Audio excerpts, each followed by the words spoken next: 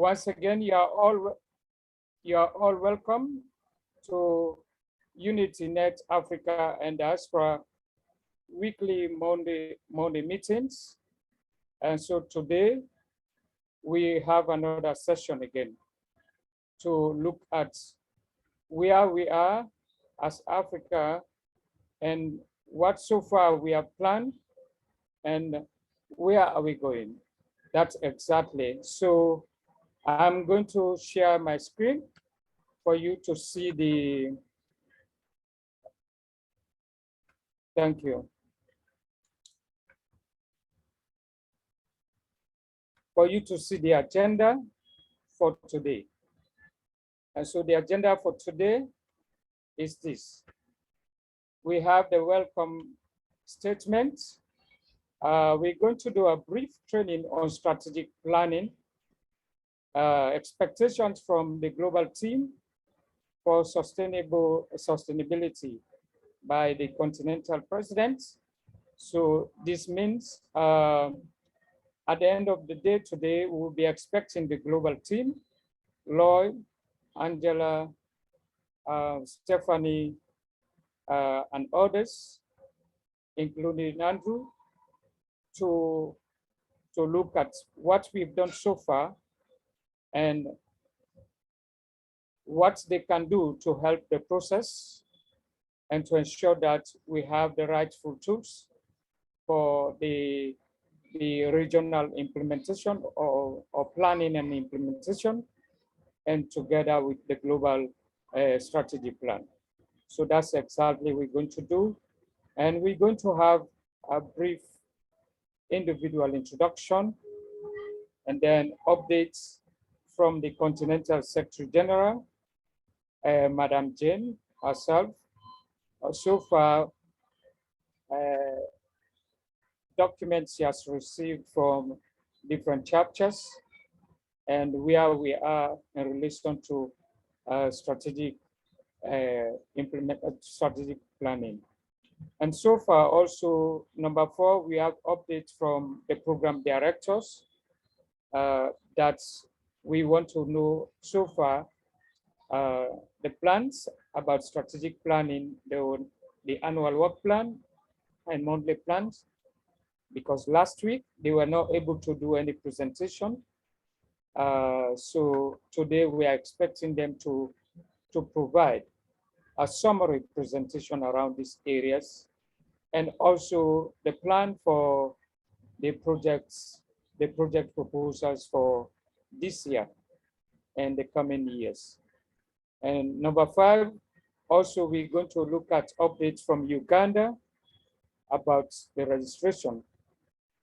So where they are and what so far what are their expectations from the regional team or the continental team or maybe the global team.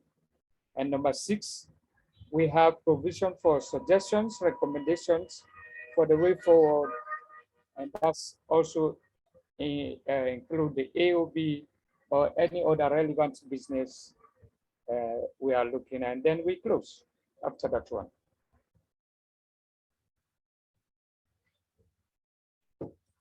So that's exactly the agenda for today. Before we move forward, does anybody have any comments so that we go right away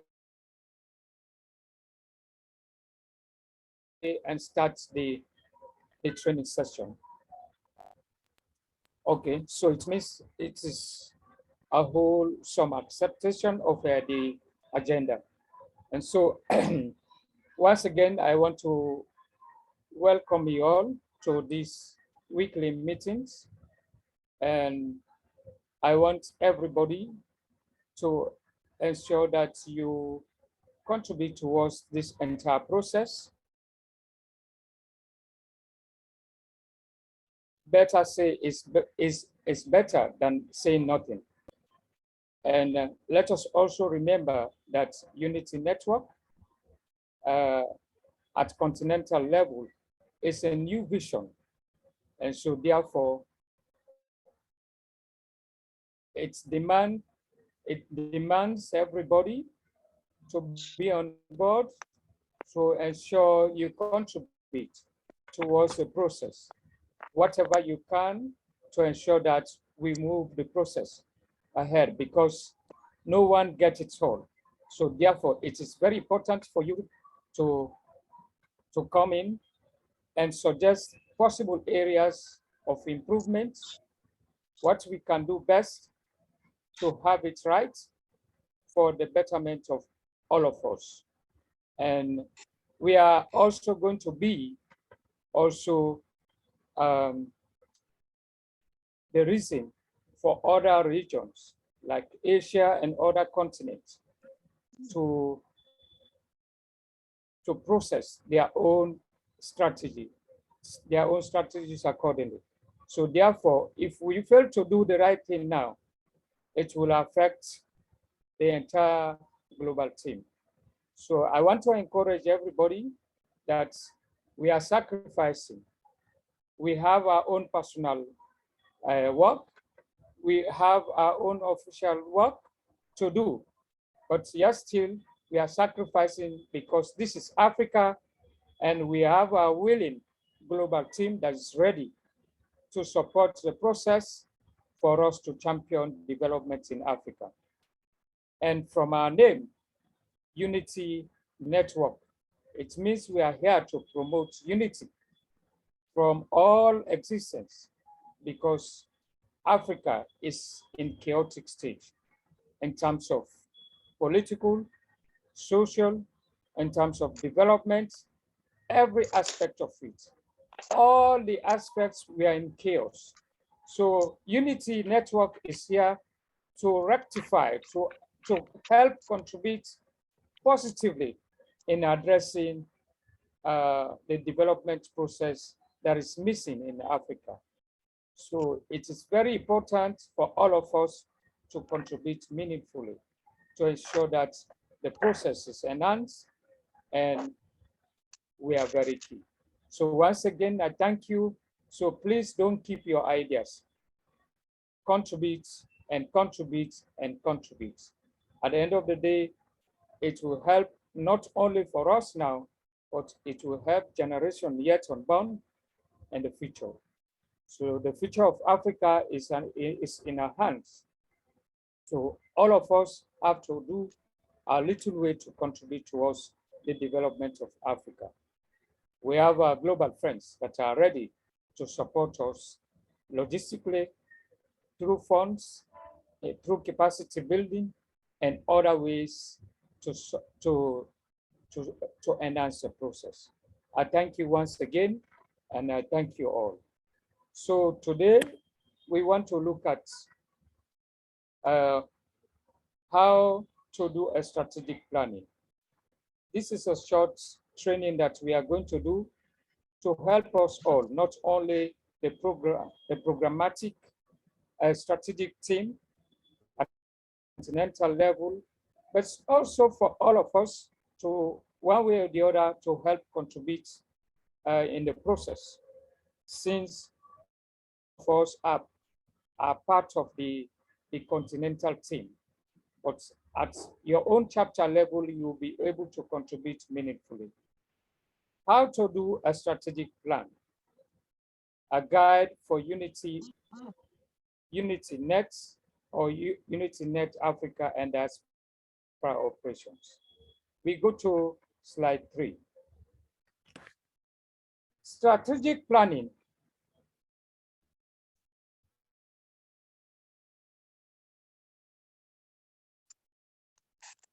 That many NGOs do not have strategic plans and are not really sure what they are.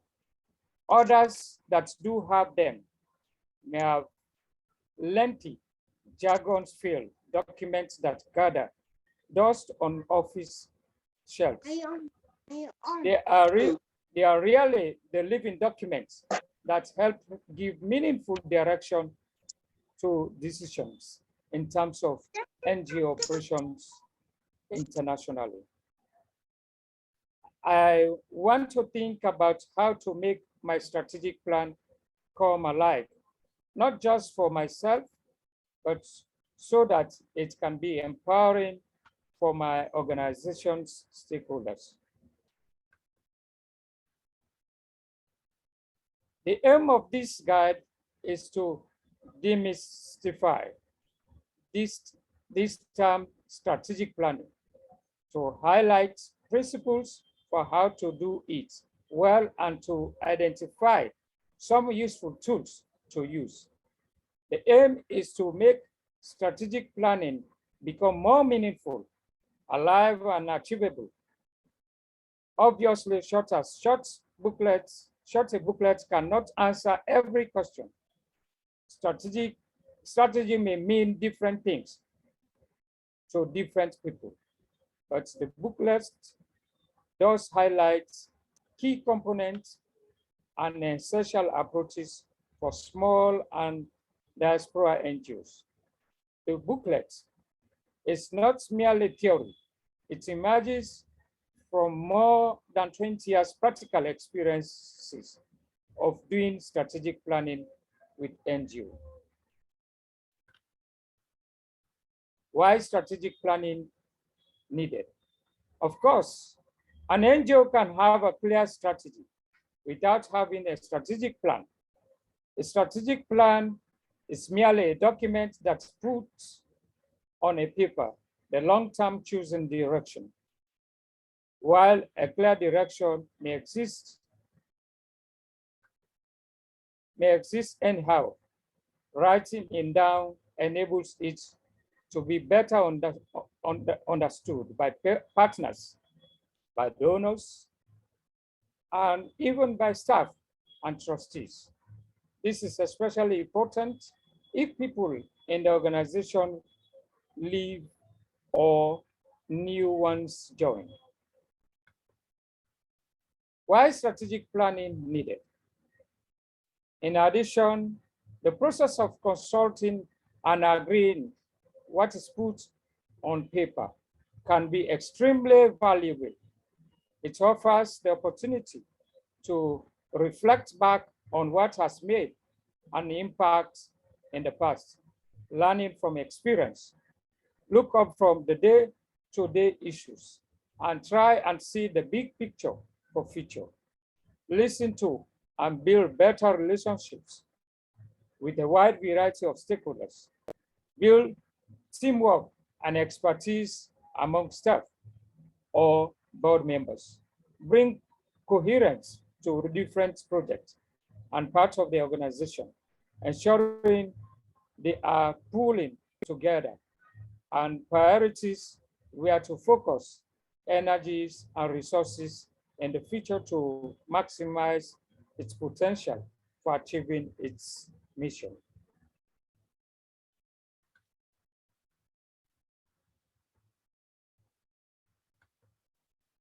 But strategic planning is not the answer to all ills, as the experience below illustrates. When strategic planning is not the answer all. A few years ago, I was facilitating a strategic planning process for a national NGO umbrella body. It turned out that the executive director was mismanaging funds, favoring the gender officer with whom he was having an affair. The strategic planning workshop disintegrated into chaos when we introduced the topic, where are we now? The board subsequently undertook a forensic audit and fired the director. Working on strategy was premature when the issues were more fundamental. Furthermore, strategic planning. They face a bottleneck pit of need. There is considerable pressure to respond. How can an NGO refuse to help and say no to meeting all the needs? Development is a complex process where sectors are in extreme and extremely interconnected, sorry. If you are a healthy NGO, there are good reasons to also work in education, as this is key to better health. There are good reasons to work on income security, as this affects health. There are good reasons to work on other areas like also agriculture, and climate smart resilience. It is not there, but these are all examples that I'm making now. They need to secure funding from outside donors to pay salaries. It can be risky to prioritize if the donor decide they want to fund different things. That is why it is important for you to have a strategic plan. So it continues. Strategic planning requires predicting the future, something impossible to do perfectly, especially in turbulent global environment. Like now, we have the COVID-19 series. People have different ideas about what will happen, when, and what will make a difference.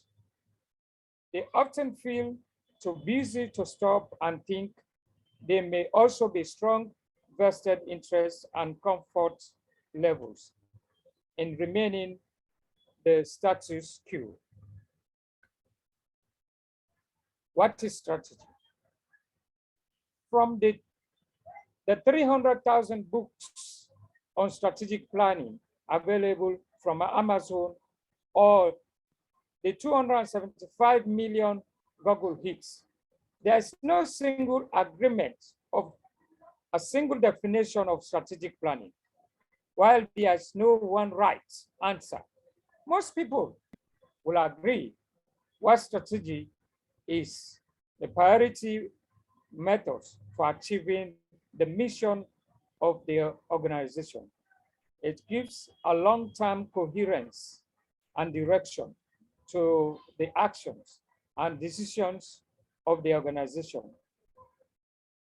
It is like the keel underneath and a boat that is flying on the sea. It is this keel that keeps the boat sailing in certain direction and not merely pushed sideways by the winds and external environment.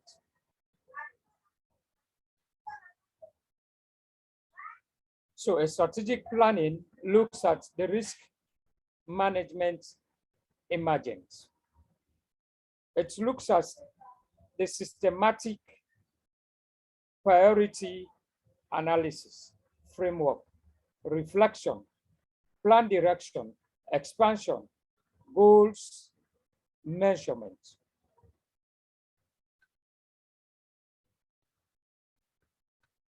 So let us look at this diagram, some useful models, strategy that shows the part about strategic planning, why it is important, all right?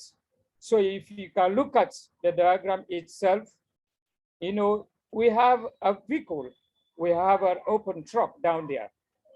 So it says, up there it says, where are we now as UnityNet Africa and diaspora? So this is a big question to us all. Where are we now?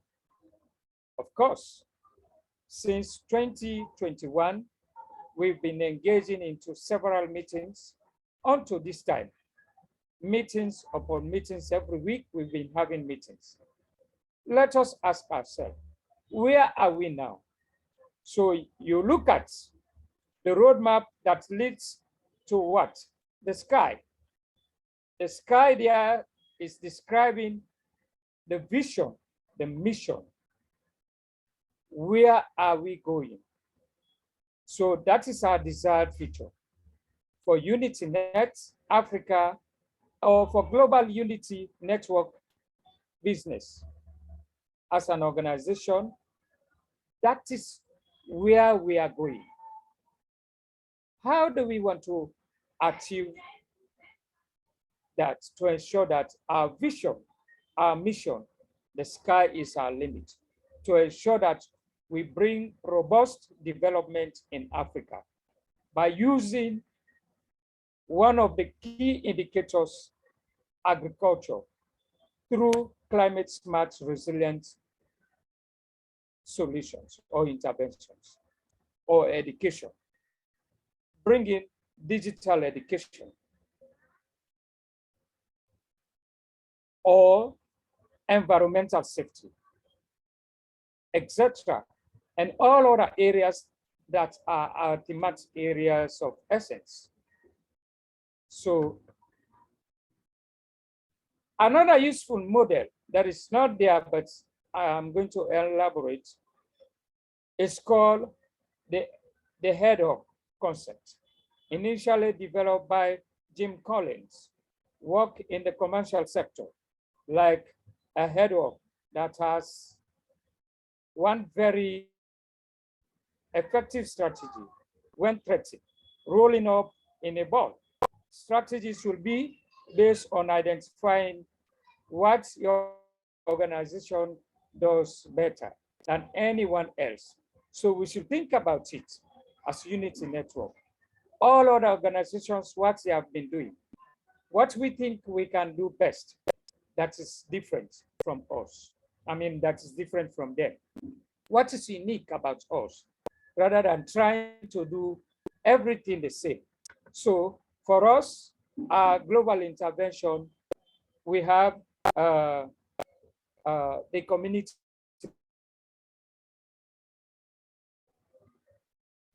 community-based intervention.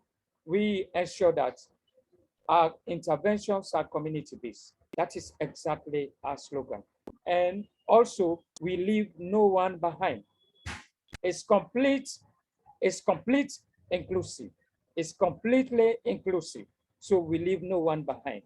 That's exactly our motto. That's what we are doing. That's what we are going to do. And that's what's our focus. Okay. So again, a strategy should be, rather than trying to do everything well, he identifies 3 sets of questions to ask, which can help identify this strategy focus. 1, what are we most deeply passionate about? What is the vision? One of our passionate intervention is to ensure that we bring sovereignty or security to food in Africa. Africa should be able to feed itself. Another one is for us to reforest Africa, to denounce global warming in Africa. That is exactly, those are some of our strategy interventions that we are coming with as a unique or different process from other ones. So therefore, this year and the subsequent coming years, for tree planting project that we are planning to start with as our first priority project, we're planning as a region in Africa to plant 2 billion trees. 2 billion trees in Africa. And those trees are going to be apportioned based on the length and breadth of your country, how your country square miles or square kilometers, or based on the needs or the national strategic plan in terms of tree planting in relation to that country or the chapter. What is the vision? Number 2 question. What are the unique strengths of our organization? What can we do best compared to others? What is our calling? What drives our resources? Human, financial, logistical, etc. All these ones, they are very important. The vision should be about the people who the organization serves. It should not just be about addressing negative needs, but developing positive potential. In addition, the resource caution should not be simply financial. Please, let's have it clear. Should not be only financial. It is also about what people have energy for. So let's look at ourselves as a continent, what we can. Let's look at ourselves as a board. Let's look at ourselves as a chapter, what we can. The available resources that are there, what we can do before bringing other partners on board. NGOs must avoid being donor-driven or strategically delinquent by slavishly following whatever they can get money for. So let us make ourselves unique or different rather than the traditional way. It is important to draw a tighter focus as you ask these questions, walking down from a broad vision to looking at what can do best and also find resources for. It requires relentless discipline to say no, thank you, to opportunities that fail the ad hoc test, that take you away from the middle of the three circles. It is all too easy to find yourself doing things that are useful, but not what you are called to do. I remember what our global team, especially Lloyd, has been really telling us, that we should try our best to be different from others, from the traditional way of doing things, rather than doing the same thing. And this is exactly what this strategic advisor is trying to say. Strategic plan concept, let's look at it. The circles that the concept is trying to say is this. So let's look at circle number one, the one with the pink color. It has the vision, the needs, the passions. And let's look at the other one, the green.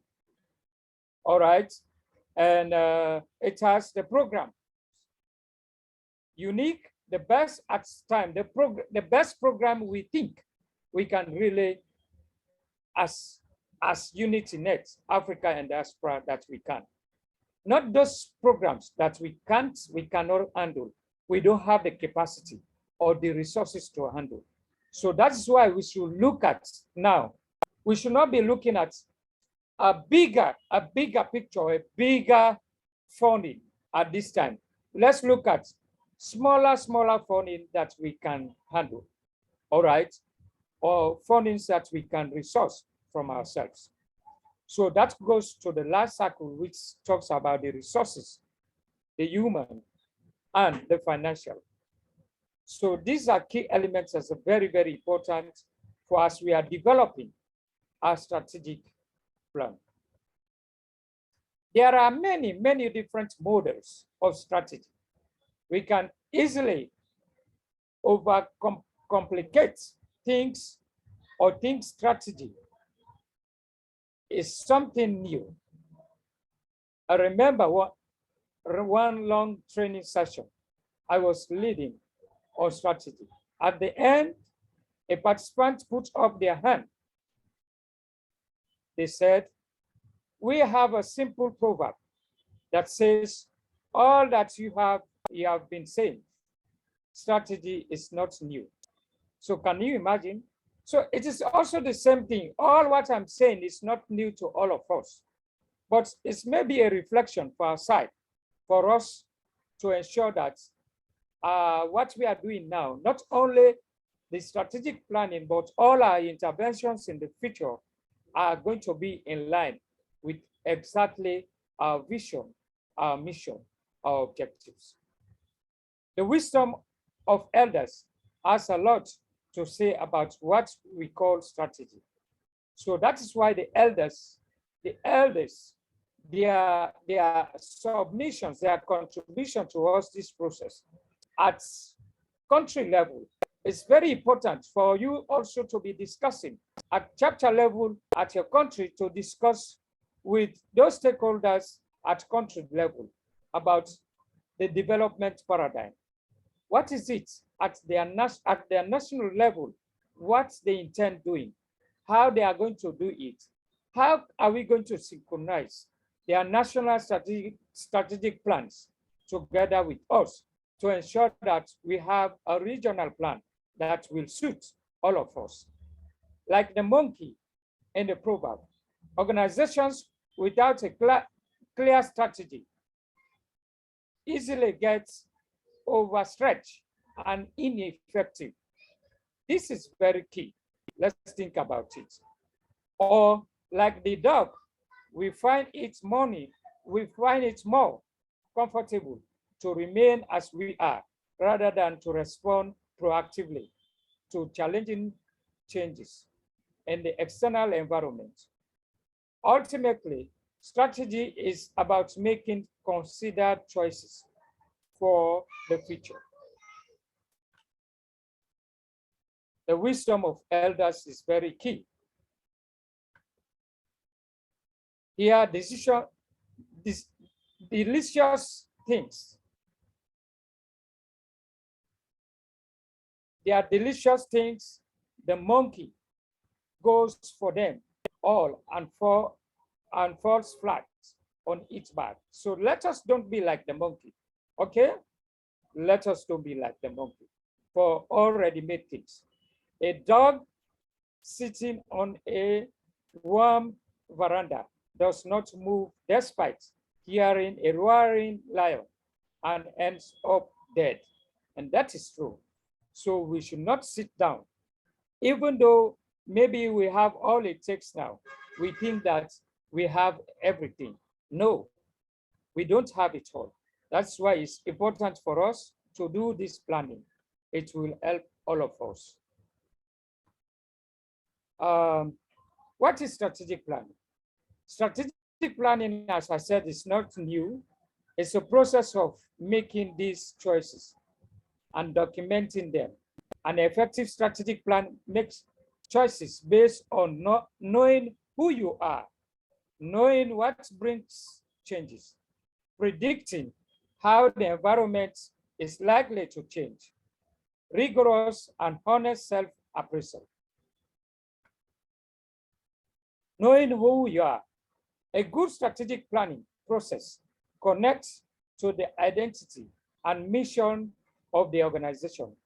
It obviously helps to be clear about questions like, why do you exit?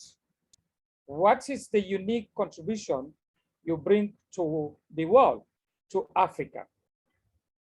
What will be lost if you do not exit, or if you do not exist? Who are you?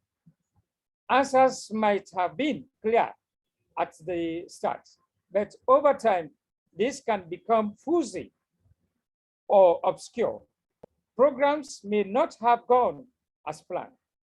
Different people may be on board. The process often involves cleaning the mirror so we are clear about who we are. Who are we?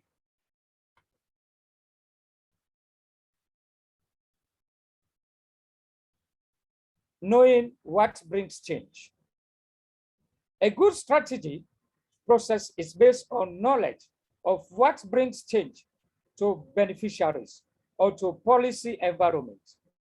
Project system in which, I'm admitting people at the same time, please. The project system in which we are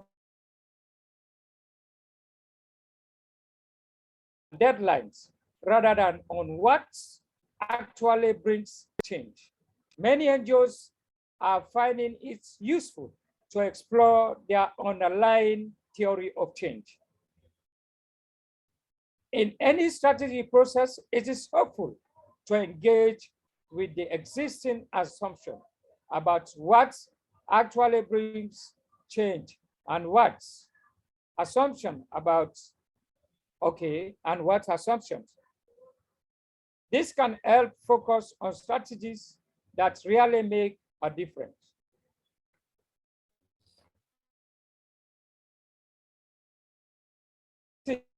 How the environment is likely to change.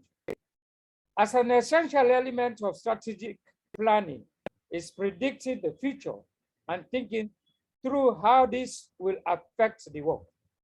It involves listening out for the roaring lions, the threats, as well as identifying potential new opportunities, sometimes using tools like PESTLE. Yes, we all know the PESTLE, described later in the text. This is clearly not an exact science, but short future thinking is vital. The most famous ice hockey player of all time, Wayne Gretzky, said the secret of his success was that I skate to where I think the puck will be. That's a good one. This is what I skate to where I think the puck will be. So where are we, UnityNet Africa and Diaspora? Where are we skating to? We need to be doing as NGOs, not skating to where things are today, but predicting where they might be in the future and proactively moving in that direction. D, rigorous and honest self-appraisal. To play well, you have to know where you are starting from.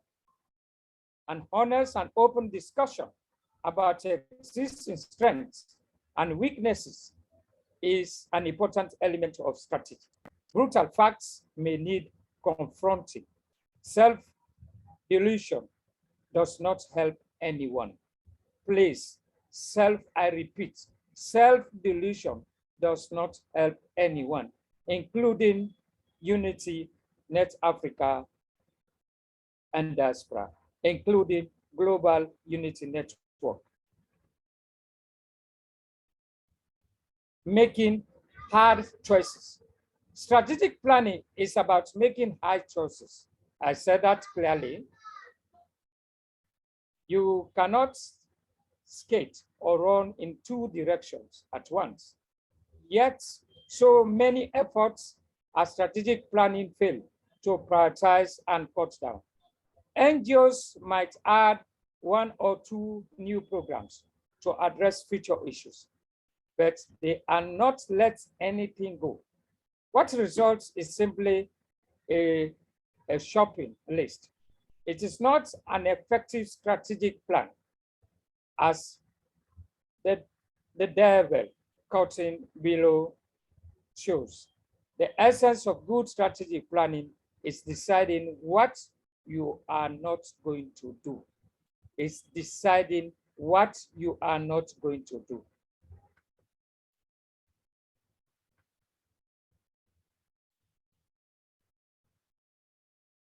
We don't do what we cannot do. That is very important. We don't do what we cannot do or what we are not capable of doing. Please. A strategy plan should not be a shopping list of things we want, but documenting choices that the organization wants to make. The strategic plan is a big picture. They are directionally documented, which should last 3 to 5 years. For us, we have up to 6 years. It should be completed by an operational plan, which focuses on shorter term goals, most frequently over 12 months. detailing who should do what, by when, and how much will it cost. The environment changing much too faster to assume we will know what is going to happen in 5 years' time and what will be appropriate. Strategy is emergent, and the plan will need to be revisited. So any strategy plan has to be flexible if it is to be useful. It is something that you have to take seriously at the time, but more likely in the future. More important, however, than the document itself is whether the strategic plan is actually put into practice. Good intentions are not nearly enough. So a strategic plan is only useful insofar as it affects actions.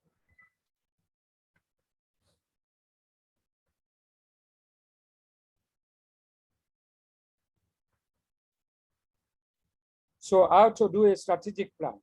Every organization is different. Let us know about it. So it is therefore arrogant and realistic to say, this is how to do strategic planning. In every situation, there is no such process or template. I have been involved in strategic planning processes that have lasted between 3 hours to others that have taken more than 12 months. I have seen strategic plans from 1 page to more than 100 pages. But despite the situational differences, there are important how to principles to follow and adapt to the specific context. In every strategic planning process, there are important ingredients to consider in the process. Key ingredients worth listening to, common dilemmas to address, useful tools for making decisions. This section explores each of these in turn, concluding with 5 principles of good and practices in any strategic plan.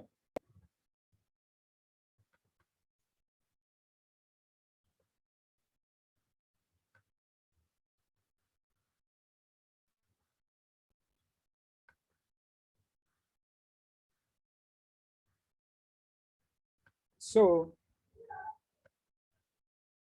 key ingredients we can consider in doing this. One way of seeing some of the core ingredients in any strategic development process, both models, adapt from Bruce Britton. So I want you to know, these are the models, okay? You have the mission and identification of organization. Of course, that describes the present situation of SWOT. Constituency problems, views, and needs. And of course, it is connected to the theory of change. Outside changes and trends. Analysis of information. Key strategic issues. If you see the arrow going down, we look at also the strategic priorities and strategic objectives. So this is a key model that we can also use to replicate. That's very important for us. So we'll see the mission, identity, theory of change, strategies, weaknesses and opportunities, theories, and mix together to identify the key strategic issues facing the organization over the next few years. For us, we have 6 years. From this analysis, strategic priorities and objectives can be made. Clearly, a critical factor in any short process is whose voice gets heard and who makes the analysis, and final decisions. So for us, from our global team to our regional team at continental level, and then go to our country chapter, and then goes to community level. So a typical strategy development process might also look at this one. So we can see the modeling. All right. First, number one, you get organized. Number two, you gather information. Number three, what we do, we analyze the information and identify the key strategic issues. Number four, develop the strategic priorities and overall organization strategic and strategic objectives. Draft the strategy document. And that's number five. Number six, we acquire resources. And number seven, implement the strategy. Number eight, which is like a ball. It goes back, a concentric circle. We review and update the strategic plan.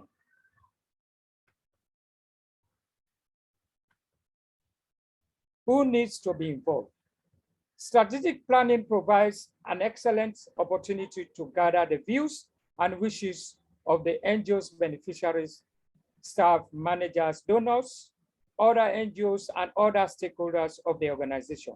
Indeed, acknowledging the views of different stakeholders during the process of strategy development, if they are not accommodated, can lead or can lend some legitimacy to short an exercise.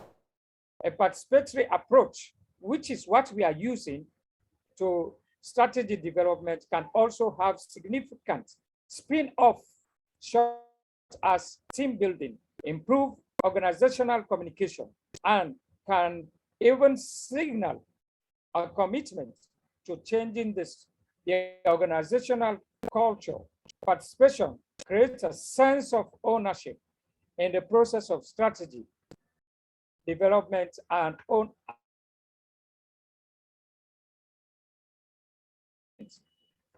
commitment to the strategy makes it achievable and accomplishable.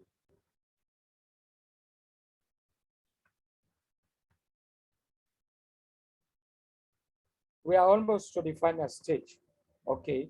A strategy development process should involve the partners, beneficiaries, or clients of NGOs. This one I have said already, so that's exactly, I don't want to repeat myself again. There's also the question of the role of the board in development strategy or in developing the strategy vis-a-vis the management, vis-a-vis staff. It is important for ownership and governance that the board should be involved from the outset, but the degree of involvement will depend on the situation. So for us at this stage, it is holistically the board, the Continental board, that is together with the different chapters that is developing the strategic work plan, the annual work plan, the monthly work plan, as we are completing our process of registration or legalization at continental level in Uganda. It may also be worth considering how other external stakeholders can give their ideas, whether it be government, donors, key informants, or other NGOs. Clearly, it is important in any strategic planning process to think through clearly who needs to be involved, when and how. Common dilemmas to address. Each organization will have their own strategic issues. This one I have said, I don't want to repeat it again, okay. 5 key strategic choices. Do we give a little help for many or more intensive support for few? This is very important question. Do we treat the symptoms or try to get to the cause? Do we provide services or campaigns for change? Do we focus or do we diversify our services? Do we hold virtuously to our beliefs, or are we tempted by new resources? This is very important. While these dilemmas may not always be so either or as they appear, simultaneously trying to do both possesses considerable management challenges, of course. So we're going to look at in the future useful strategic planning tools that we are going to develop as a strategic planning team at Continental level. So just as there are any other processes that can be used for having a strategic meeting or workshop, or see Appendix 2 for an example, there are also myriad of tools which can be used in the strategic plan. Here, we just highlight some of the ones we have found most effectively or over the years. So for now, at the initial stage, 2 and 3 gathering and analyzing information, it may be worth using tools like 1, the stakeholder analysis, the SWOT, SWOT, the PASO, to help prioritize or priorities and decide on strategic direction at stage 4. These other tools may be useful. 2 simple questions: portfolio analysis, prioritization exercise.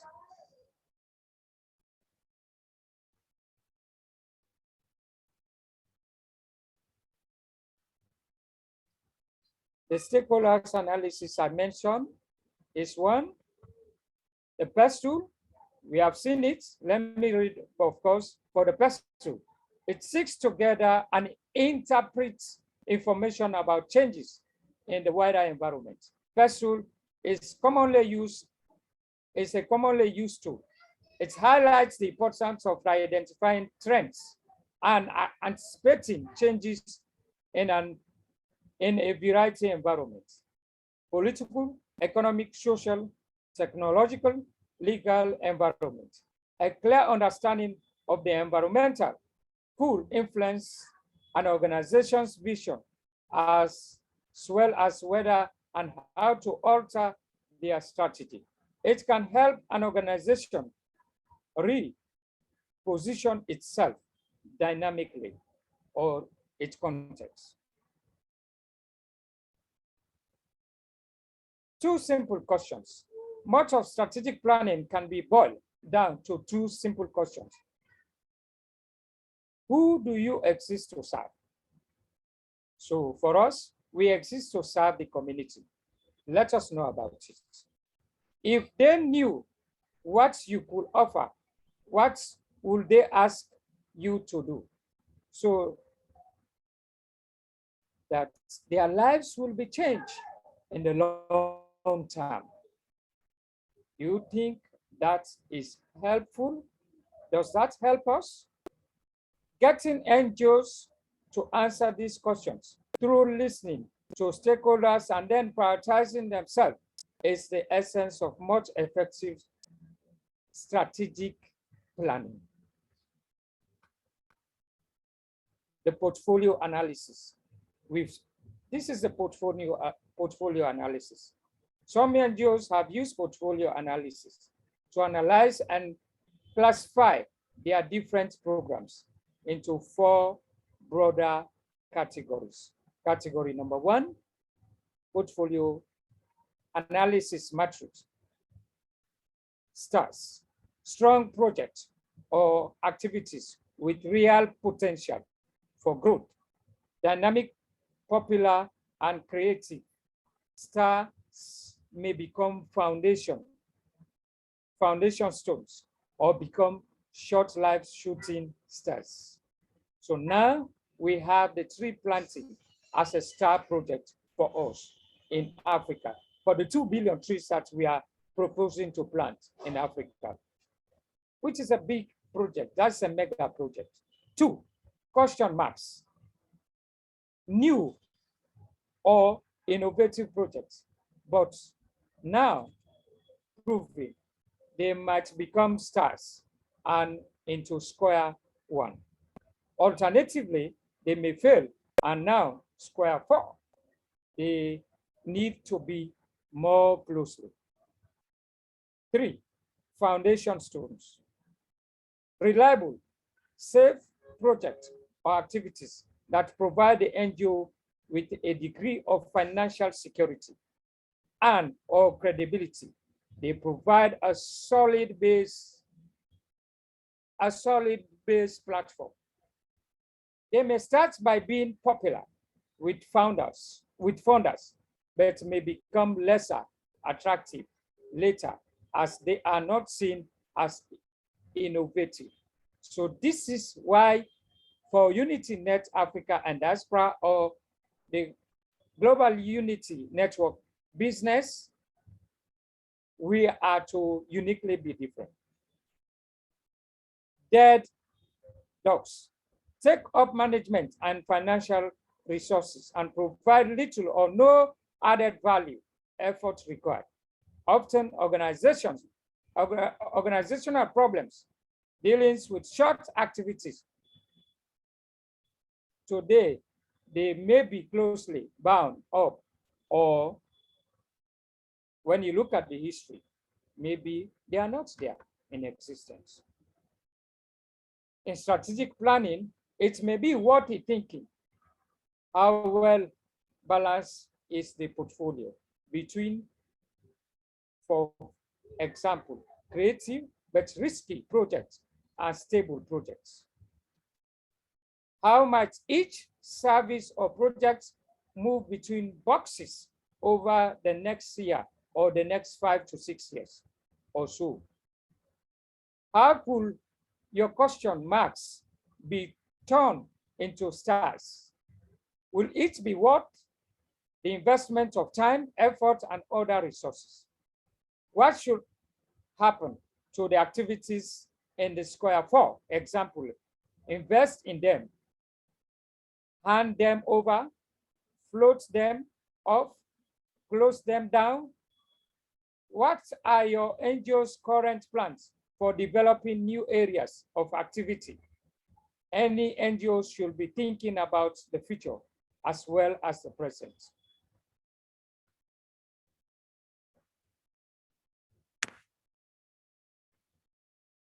Priority exercise. So we are to look at a priority exercise. The strategic planning following exercise can be helpful in bringing light implicit priorities. Write the name of your organization on a flip chart or whiteboard or your computer. Put out 3 buckets or boxes, or just identify 3 piles on a table labeled A, B, and C. Ask the question, if revenue were to drop by 50%, which programs will you stop doing first? Have each person write down the programs on small pieces of paper or post-it notes and put them in the bucket or box C. Next task, if revenue dropped by 75% and we had to move on to the next round, what will be stopped doing? What are we going to be stopped doing? That's a big question for us. Have each person write down the programs on small pieces of paper or post-its and put them in the bucket, put them in bucket B. Last ask, what will we never stop doing. Have each person write down the response in the buckets box A. When everyone has finished, take out the piece of a paper from each bucket. What is it clear that you should stop doing? What is it clear you should never stop doing? Core principles for effective strategic planning. 1, ensure leadership driven. I will not go through all of it. 2, get staff ownership.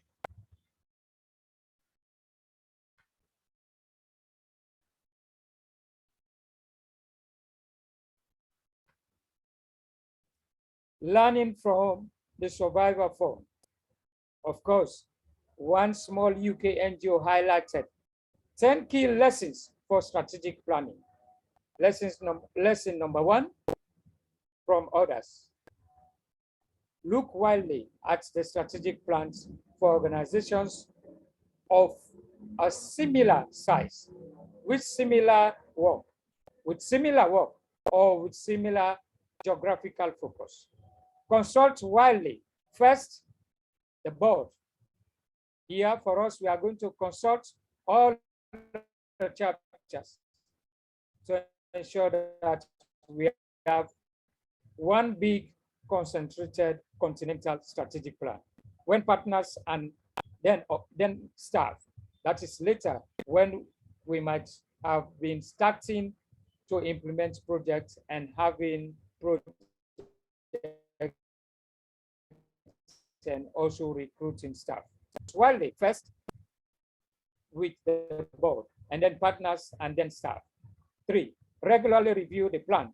Ensure that during the course of the plan, regular reviews take place to ensure it remains relevant. 4, should be practical, enough to work out an operational plan from it. 5, publishing and sharing the plan.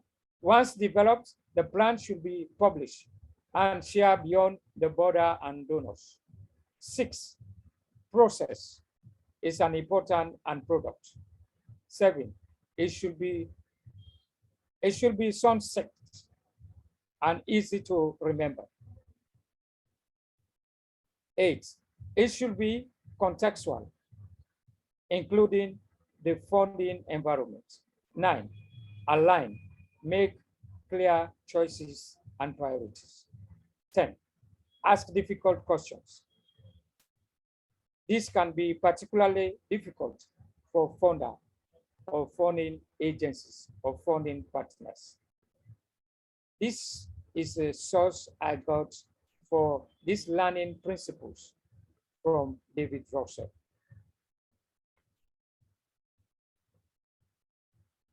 I want to close this session by this is how you're going to do it when we are going to complete or we are going to finalize our strategic plan. Like, this is how or what I am expecting all of us to follow as a guiding process for us to be able to map out our continental strategic plan. We are happy that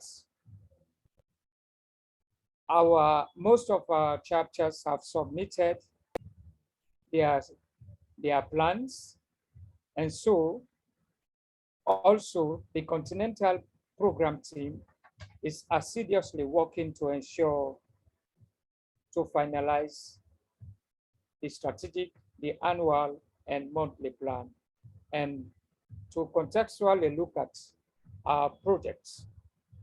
Our first project for 2022 and the next 5 years.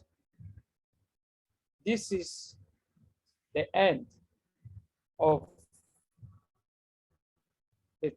this training.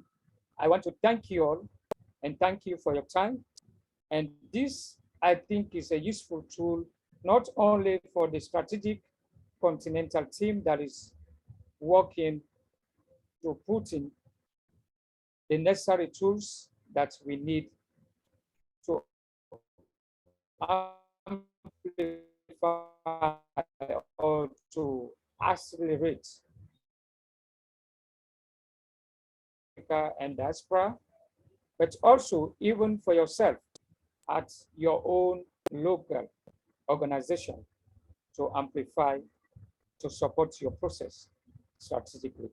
Thank you, and thank you. So now we go back to our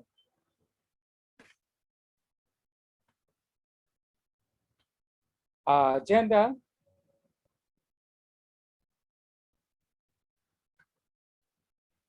For the introduction aspect of it, we already know most of ourselves, but for those that are new people, we're going to have them introduce themselves at the end. So we're going to shift bullet number 2 and have the Continental Secretary to pronounce to us what so far she has, some of the tools she has, and some of the tools that she has shared with the Continental program or strategic team. After that one, please, without wasting time, we have, that is going to be for the Continental Secretary, we're going to give you 5 minutes to do that, because we know it is a sharp one. And then we move to updates from the program directors. And from there, we're going to have updates from the Uganda team and suggestions and recommendations. So those who want to come on board to come up to say anything, please, we have point number 6. That is where you will allow people to input their suggestions and recommendations. Thank you. So I want to exit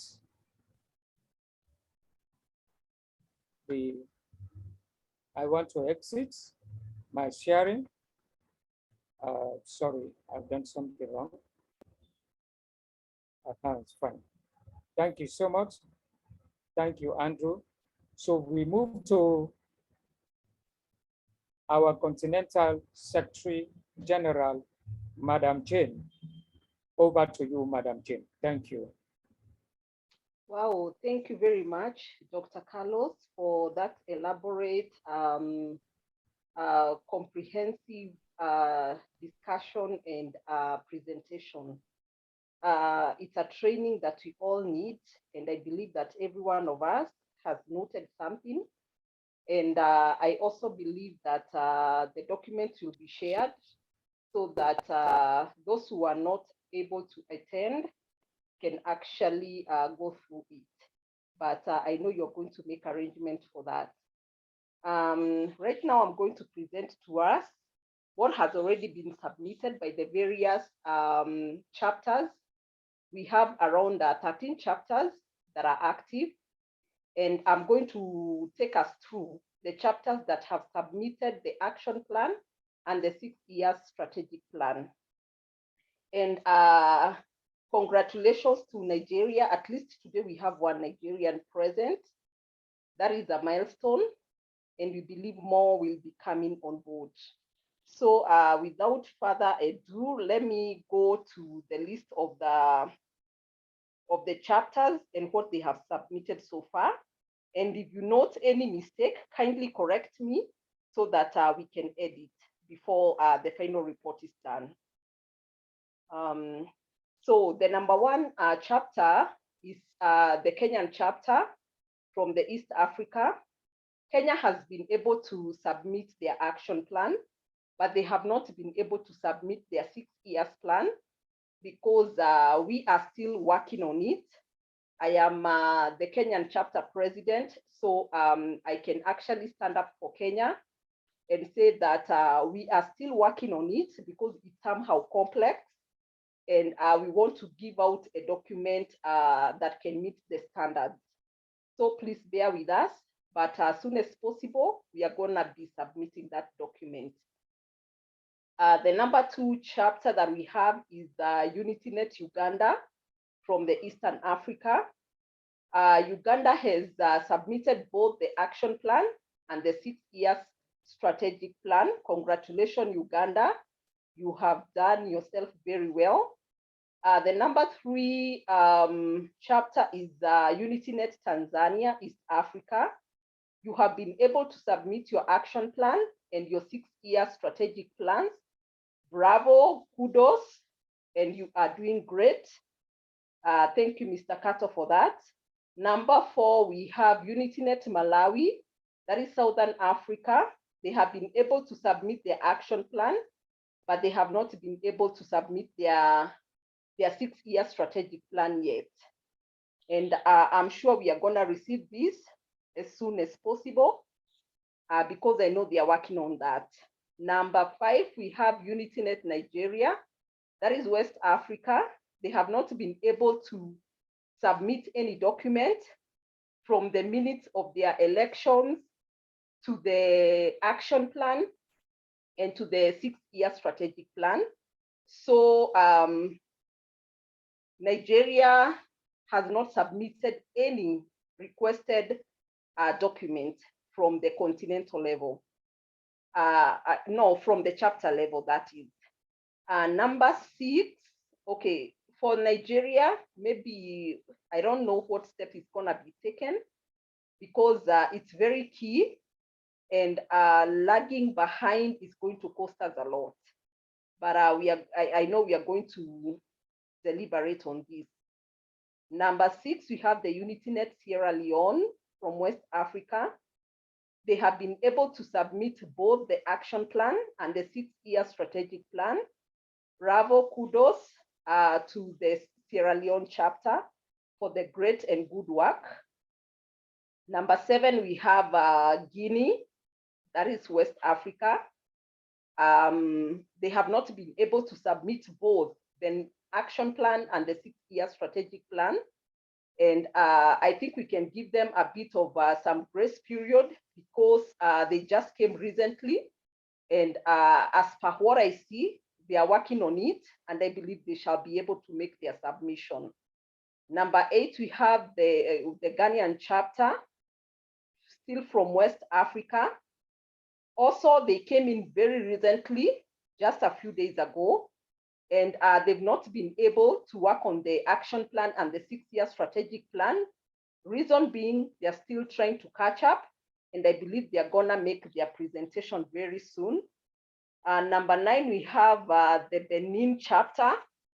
Benin has not been able to submit their action plan, which was done prior, but they have been able to submit to us the 6 year strategic plan. This, I say congratulations, because they just came in recently and they have done a good job, marvelous. Number 10, we have the DRC, Congo, Central Africa. Also, Congo has done very well. They have submitted both their action plan and 6 year strategic plan. We bless God for them. They are very hardworking and they have done as well. Number 11 is the UnityNet Cameroon, that is Central Africa. They have not been able to submit the action plan nor the 6 year strategic plan, but we are still doing a follow-up, hoping that very soon they are going to make their submission. Number 12, we have the UnityNet Egypt. It has been kind of very passive, but we are doing a follow-up on the same so that we can know how we can help them get along and catch up with the rest. They have not submitted both the action plan and the 6 year strategic plan. For number 13, we have South Africa. South Africa also came very late. They have not been able to work on their action plan, but kudos to them. They have submitted their 6 year strategic plan, which is very complex, and they did it within no time. So we applaud them. Number 14, we have UnityNet South Sudan. This is our baby, I believe, just born recently. And they are working on their action plan and the 6-year strategic plan. And I know with the leadership in place, they're gonna do a great job. 15, they are not 13, they are more than 13. We have 17 chapters. Number 15, we have the UnityNet Liberia. It's also a recent chapter that was created and formed. They have not worked on their action plan and their 6-year strategic plan, but we are still helping them where we can so that they can be able to work on the submissions as soon as possible. Number 16, we have the UnityNet Zimbabwe. No action plan, no 6-year strategic plan. This also was formed very recently, so we are very optimistic, and we are anticipating great things are gonna come from that chapter because they are working on it. Number 17 and the last one, we have the UnityNet Chad. We are also doing follow-up. They have not been able to submit their action plan and their 6-year strategic plan. For these chapters that have come in quite late, or rather in the latter days, we are gonna help them so that they can be on the same page and give them the necessary documents they may need to refer to so that they can work on the requirements and comply. So with that, I want to congratulate the chapters that have submitted all the documents that are required. And for the chapters that are yet to work on their documents and their presentations, kindly do so, especially this week. If we can submit before the end of this week, you can do as very well, because the project team or the project directors team, they are ready to compile it into a Continental document. So I hand the meeting over to Dr. Carlos to take us through the rest of the agenda. Mr. President, Dr. Carlos, welcome back, sir. Thank you so much, Madam Jane. I also want to say I'm sorry for, at some point whilst I was doing my presentation, my voice faded because maybe it was a network problem. Yes, but I'm sorry, but I think you saw it. So you saw the presentation. So just like what our Continental Secretary just mentioned, I'm going to share the presentation so that people will have it. Well, it's not now. People will have it. And then, of course, you can also use it, maybe on personal basis to support yourself. So this is a clue to guide the process to ensure that you will know exactly what we're doing. The reason because we've been struggling for a few weeks now. We've not been able to come out clearly at continent level, the strategic plan. And that one is key for the way forward. But I'm really grateful. I'm also happy that from what the team said to me, they've gone so far. And also the submissions we had from the different chapters. So again, we are not going to wait for those that have not submitted yet. What our plan is, what we are going to do is to develop a continental strategic plan that we are going to share with all our chapters in Africa and in the future, all the 55 countries, and including the diaspora, to see what we are doing. So remember from the report, from the presentation, after drafting and finalizing the strategic work plan, we are not going to hide it. We're going to share it with our donors, with different partners. Thank you. So that is it. So by the end of this week, we're going to finalize the issue of strategic plan and other plans, and of course, go into different projects that we are going to develop. That's for sure. And for sure, we're going to do a presentation to the global team through Unity at the IG meetings. Thank you so much. So the next team, the program team, who is going to present for you?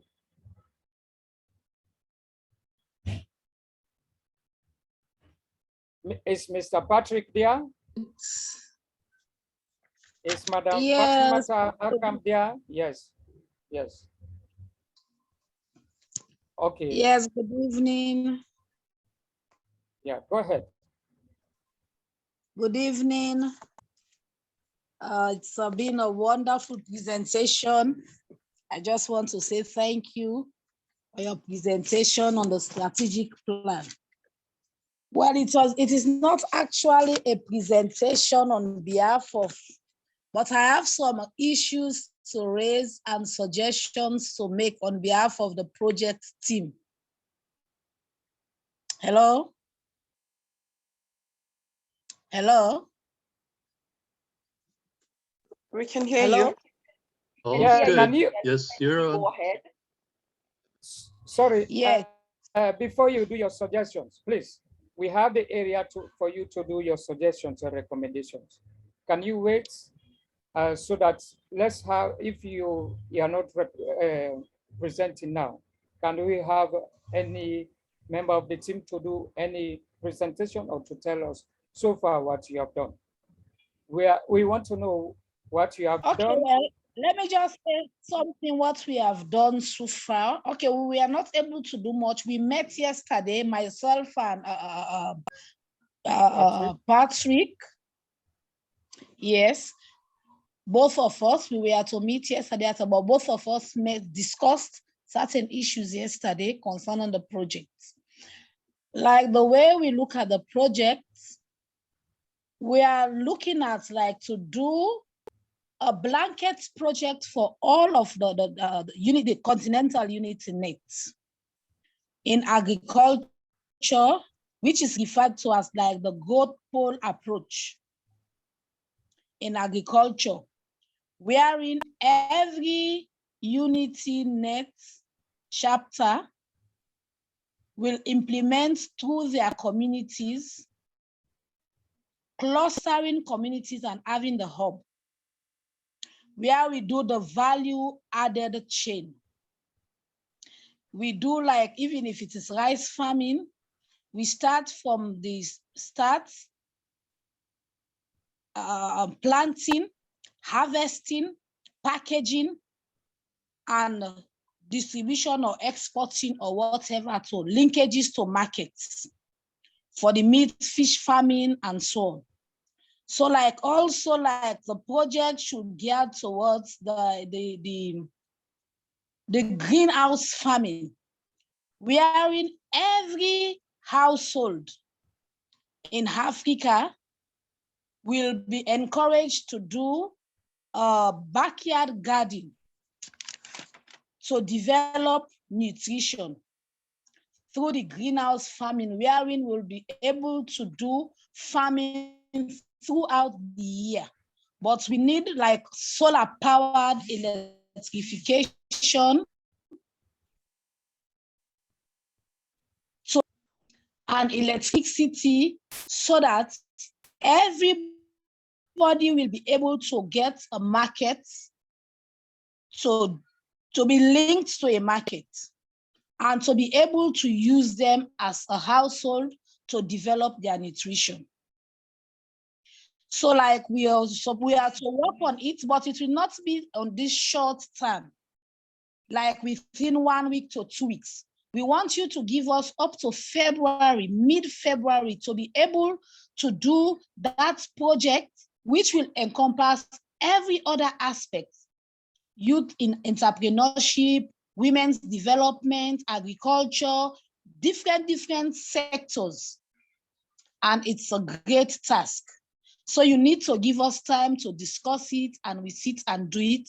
So we present it to the continent, the continental UnityNet at continental level.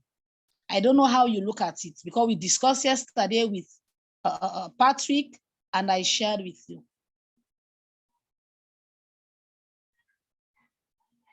So for now, I think that is it. If Patrick can come in, then he can also add. Yeah, Patrick, are you there? Patrick, the Continental Program Director. Apparently, Patrick has actually excused himself in the WhatsApp. He says they have power breakdown and he can't make it for the meeting today.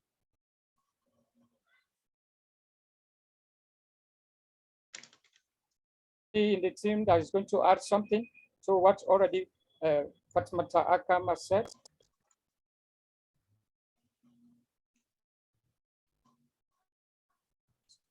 Susan from Kenya. Yes, I was only commenting that on the WhatsApp, Patri Ulemu has commented that they have power breakdown and that he cannot make it in today's meeting. All right, thank you so much. All right, okay. So let me say this. All right, we heard you, but about your proposed projects, that is fine. But I want us to go back and look at our original plan, the Global Unity Network Plan, in terms of interventions, what we want to do. Please, as we are planning to do future projects, let us look at that guide. It is our guide. It is that guide that is going to help us as to what exactly we are going to focus. All right. Remember, one of it is we are going to promote tree planting, which is very, very important for us to reforest the Earth, planet Earth again. And of course, we're going to promote gardens. All right, a lot of gardens. These gardens will incubate, will be a source of doing so many activities. Okay, and so many other things. And also, we also, as you mentioned about the value addition entrepreneurship, is very, very key. So let us go back to that document. It's going to be our guide as we are developing projects. Okay, so please, so that we don't deviate and do things as usual. Well, we appreciate your submissions, and thank you. And we hope that you're going to focus on our original document that is guiding us in terms of projects, planning, implementation. Thank you. So if we don't have anybody, okay, Susan, your hand is up. Yeah, Susan, you can unmute and say something. Yes. Thank you, Professor Carlos. About the tree planting, are we going to take into consideration, because we are to start the tree planting in the month of June? I don't know the weather pattern for other countries, but for Kenya, weather pattern or the rains begin, it usually begins in the month of first week or second week of April. And sometimes even it begins earlier. But I don't know about other African countries, what is their rain pattern, so that when we start the tree planting, if it is going to be in the month of June, are we all going to plant in that month of June, irrespective of whether there are rains or not? Thank you so much, Susan. And I guess also Lloyd will come in to support to what I'm submitting now. When we, in Africa, for instance, Sierra Leone, when we started promoting what we call planting of trees of reconciliation, trees of peace and reconciliation. We decided to join the World Environmental Day, which is June 5th, to promote tree planting. So that was how it started. And for Sierra Leone, at that time, we planted 2021, we planted 10 trees. As I'm telling you, they are growing nicely now. I'm going to have pictures the next time to show you. And so, and I think for Canada and other places, they are not using the same period. And so it depends to the time you have, your period, you have rains, because it will not be important for you to plant trees in the dry season. It is difficult for you to water them and sustain them. And so you are going to lose almost all of them. So the best time to plant is rainy season. And World Environmental Day, which is a UN day, that was why for us in Sierra Leone and other parts of Africa and globally, we agreed that we are going to use that month, the month of June, to plant trees of peace and reconciliation.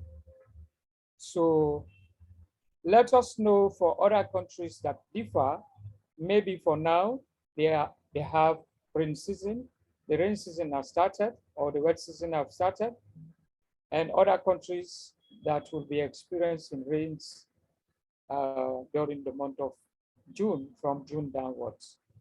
So then we can plan it better as to how we can do it better in terms of designing the Abrahamic tree planting project that is coming up. But what I want to say, we're going to speed up that project because it is needed now, and we need to submit it to partners and for them to come in to see areas. Partners, I mean, not only international partners, even at national level.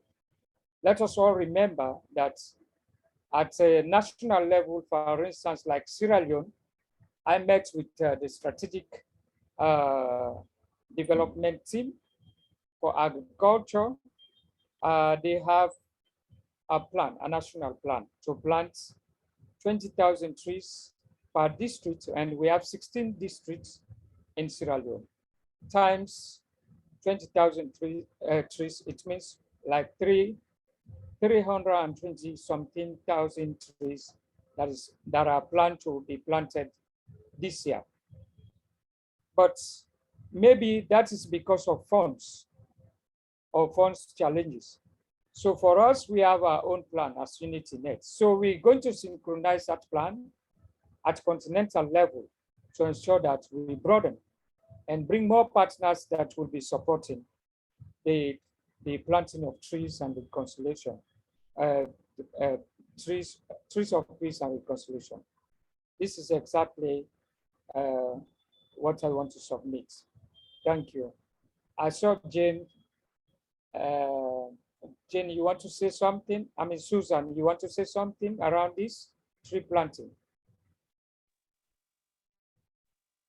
No, thank you, Professor Carlos. Thank you so much for answering my questions. I am Susan Yego, Project Director, UnityNet Kenya. Thank you. Okay, thank you so much. So, so that is one project that we are looking into. And after then, of course, we're going to look into several projects. So for that one, we're going to present the next projects that we are going to look at for this year and the next 6 years, probably the next Monday. Thank you so much. And so we go to Kenya. I mean, sorry, Uganda. Uganda, can you please do your presentation? And Andrew, you can exit me from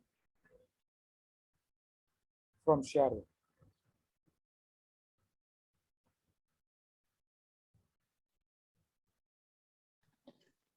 Carlos, I apologize. I heard my name, but not your message. Could you repeat that, please? Yes, I was asking for you to exit me from the screen so that Uganda can take over. I mean, Uganda, yes, go ahead. Yes, and once Yeah. he leaves, then you'll be gone. Don't worry about it. Thank you so much. So Uganda, who is presenting for Uganda?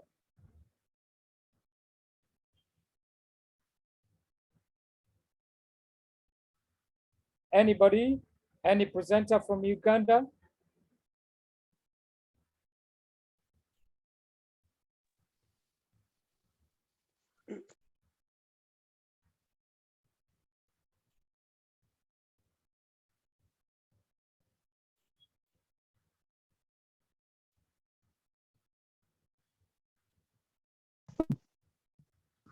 Yes, good evening in the Ugandan context. I hope you're able to hear me.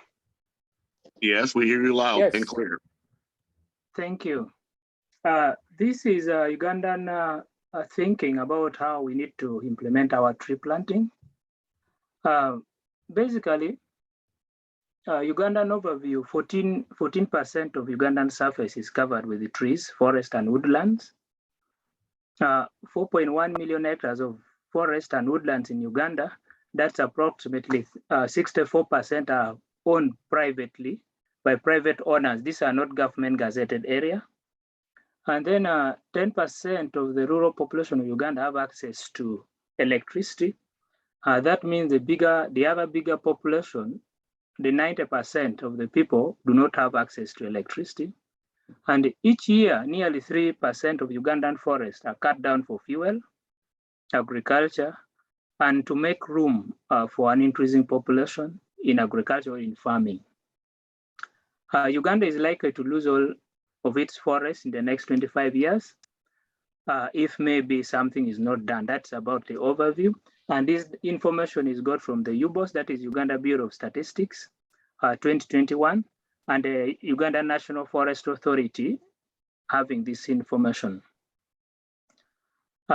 The challenge here we have 95% of rural population practices bush burning, deforestation, and rain-fed agriculture.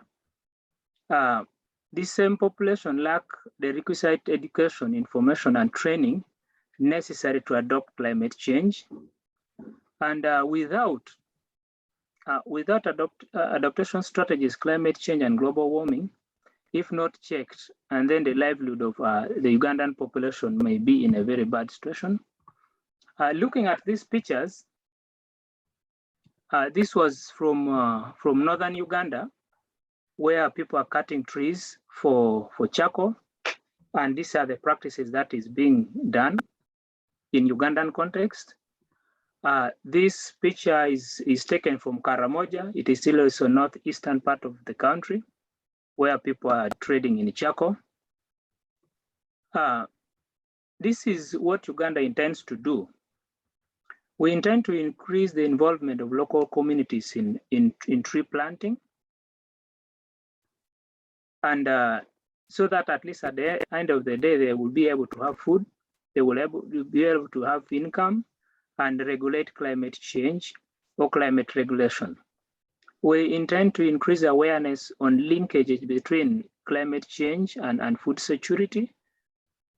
We also intend to improve food security through adaptation of climate smart agricultural practices, where maybe these people will not be doing a lot of bush burning to kill maybe the organism in the environment and the community that they live in. We also intend to enhance adaptation and preparedness of the vulnerable communities in those located areas. The activities that we intend to do in this concept is we want to do a thorough data collection and survey and situation of the areas. Uganda has been divided into 4 based on the UnityNet structuring.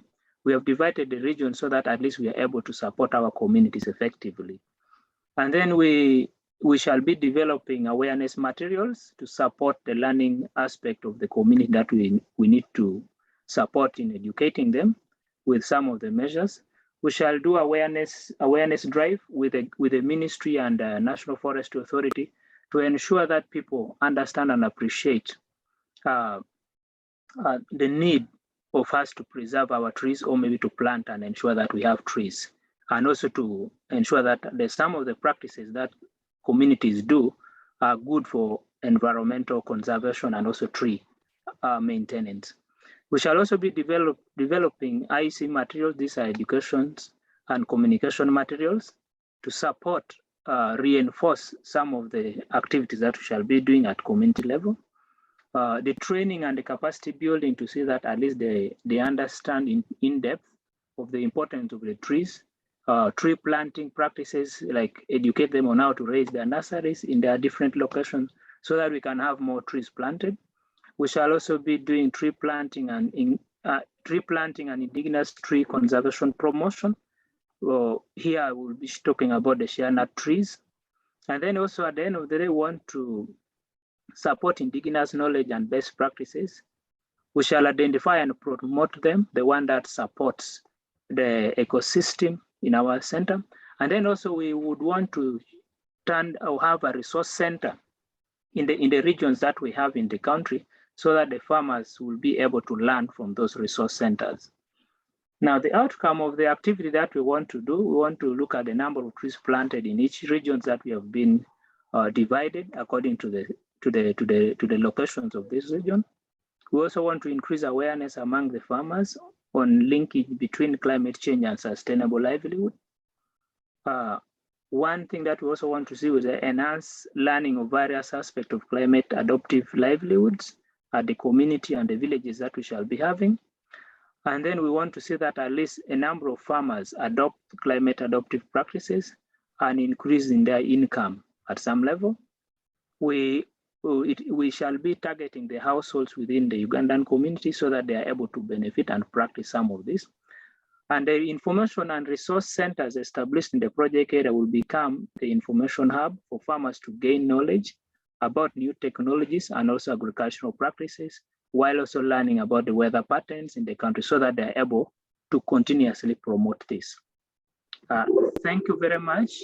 I would ask maybe my assistant or maybe the project team to talk about this, because at least I shared with them. Thank you so much.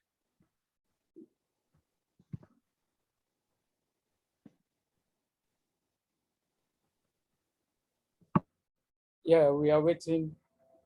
Thank you so much. Thank you. Thank you.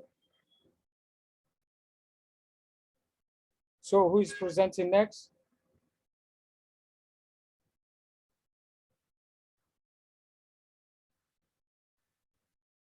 Who is presenting next?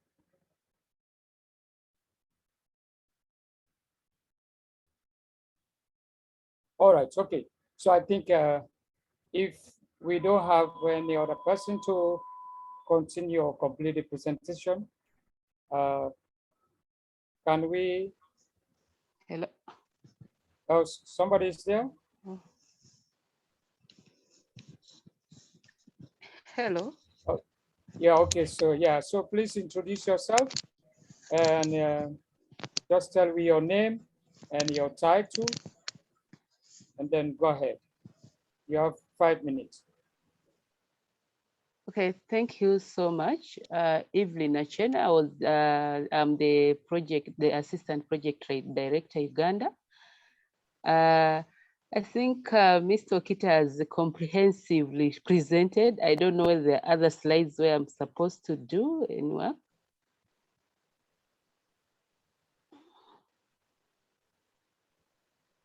For Ugandan side. Thank you, Evelyn.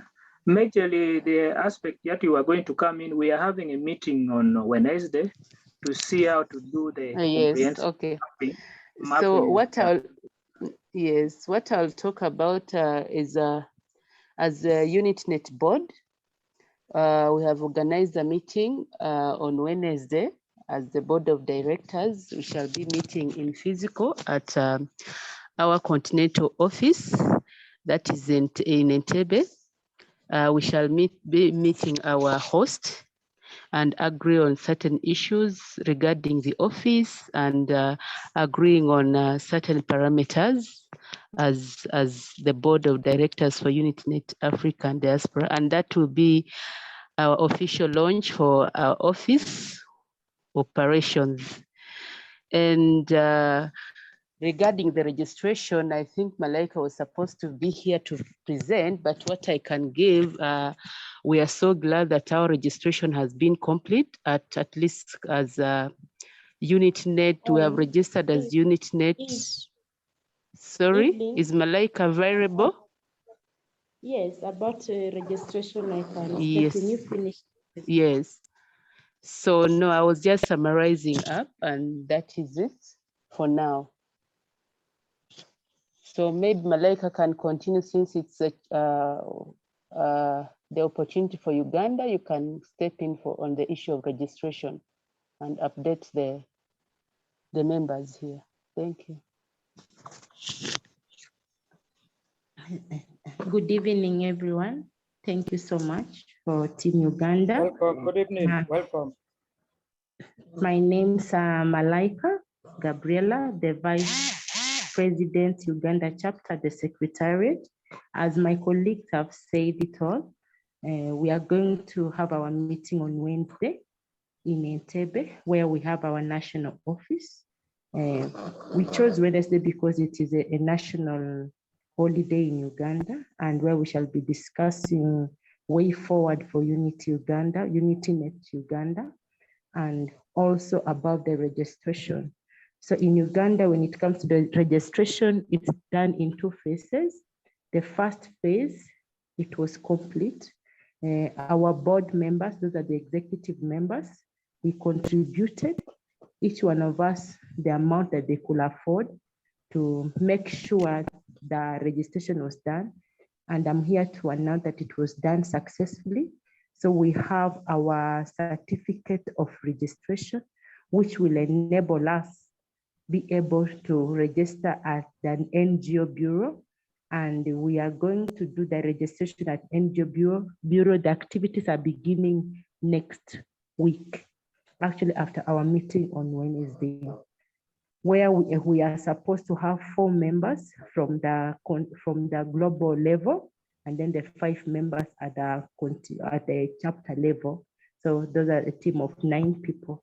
So we shall keep in touch with our able Continental president, following protocol, who will advise us accordingly to ensure that our registration is concluded and successful, both at the URSD and the NGO board. So the certificate, I still have it.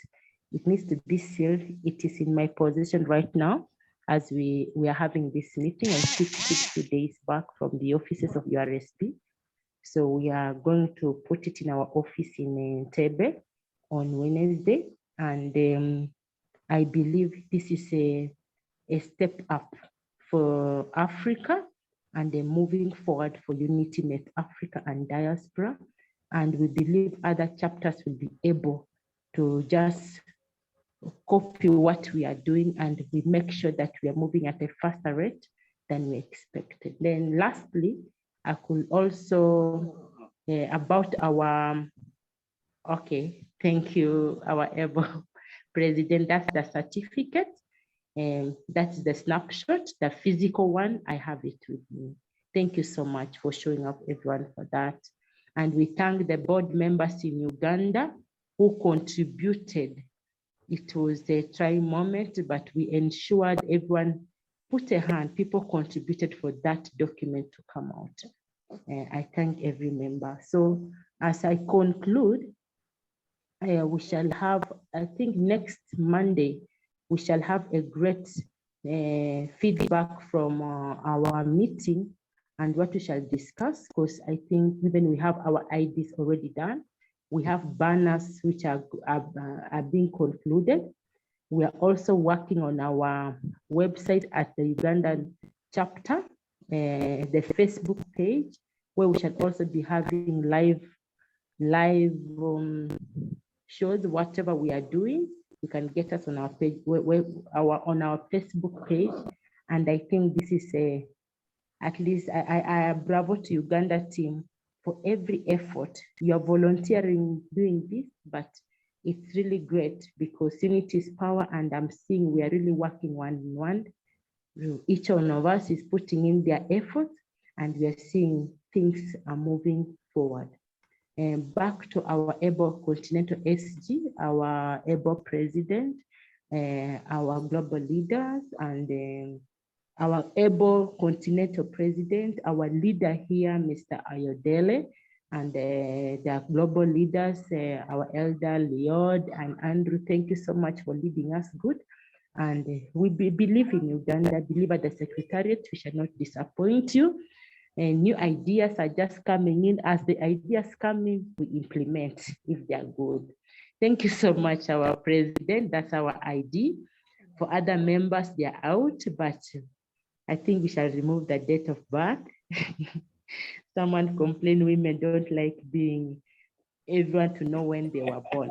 So our years are always hidden. So that's our ID at UnityNet Africa. So when we show up in Entebbe, I think we shall be in that. Our tags will look like that with your photo beside. Otherwise, thank you so much for this opportunity. Thank you, our project department, Uganda.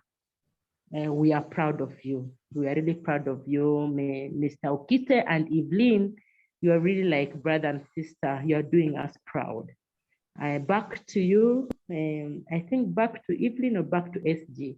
I give back the microphone. I remain your humble Continental Treasurer and the Vice President at the Chapter Uganda, Malaika Gabriela. Thank you so much. Thank you, thank you, thank you, thank you so much, UnityNet Uganda. We are proud of you. I think let's give them a big hand. Let's give them some hands. Oh, we are proud of you. We are proud of you. Thank you. Thank you so much. This is very, very important. Excuse me, Mr. President. Yes. I had Andrew, forgotten. Andrew I'm so sorry. Yes. Yeah, on behalf of my boss and our leader, Bishop Ayodele, apologies, you could not log in today. He has some personal issues that he was handling and he was not able to log in the meeting. He has logged in. He's now here. Okay, all right. He just logged in. He's now here. There's something I really want to remind all of us. Okay, I also want to thank you for the projects, the tree planting project that you snappily displayed or presented. That is great. All right. I think that's a clue for the Continental team. They can look into that particular one and then have Continental Continental tree planting drafted. What I want to say here is, please, for projects and even including plans that we are going to do, we are going to implement, are going to come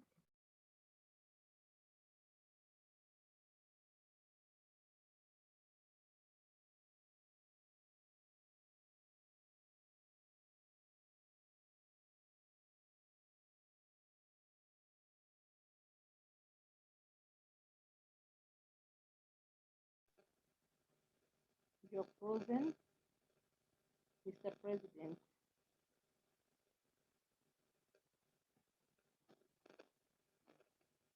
Wow. Carlos, if you can hear us, we see that you're frozen. You may have to go out and come back in.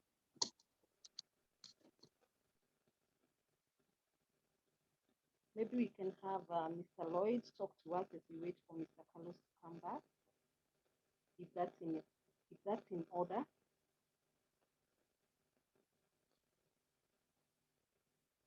Mr. Lloyd? Hello, everybody. Thank you. How are you doing? We are great, sir. Welcome. So I logged on a little bit late, coming in probably about 20 after or so, but I did catch most of it and I've been listening in. I'm going to leave it up to most people to organize, of course, locally and regionally, nationally in Africa as best I can. I put in a lot of information actually into the chat as well, specifically around the collaborative tree planting project, the original one. So it was information about the original one. Of course, I've proposed this, what we call reverse CTP program. And of course, it's expanded beyond what we originally had planned, because now we have so many more parts of this ad hoc international advisory board goodwill ambassadors process of globalization of the global goals, which of course is expanded to so many other things to support the cultural aspects of these plans. But one thing I guess what I wanted to say was just that I think we can move forward from here, possibly in collaboration with multiple countries, continents.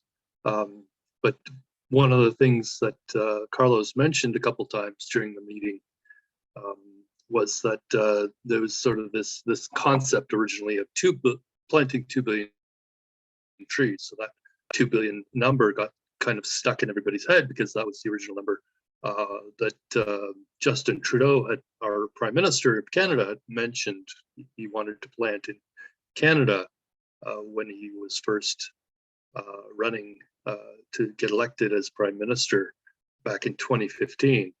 And so that number was sort of something we decided, oh, we're going to try to help the Canadian government achieve their 2 billion tree goal. So the 2 billion trees, though, we realize is actually when it's brought into the context of Africa, it being such an enormous continent, is actually a very small number. So our original plan was to create a partnership with Plant for the Planet, which had a 1 trillion tree goal globally. So 1 trillion trees is 1,000 billion. So 2 billion out of 1,000 billion is only 0.2%. We could do I think a lot better than that. My goal, or what I would like to see, is at least 15 billion trees being planted across Africa in these unity gardens, these Victory Forest unity gardens, in every local community that are productive forests, that are producing fruit and nuts and all sorts of value-added things in these local communities. And I think it's very possible that can be done, and through the CTP program, this collaborative tree planting program, to twin every one of those forests in every community across Africa with another community somewhere else in the world, whether it's in Canada, North America, Turtle Island, or in Asia, or in South America, or wherever it might be, where every one of those communities are twinned. So we end up as the Global Unity Network, supported through UnityNet Africa Diaspora, to plant 30 billion trees in total around the world.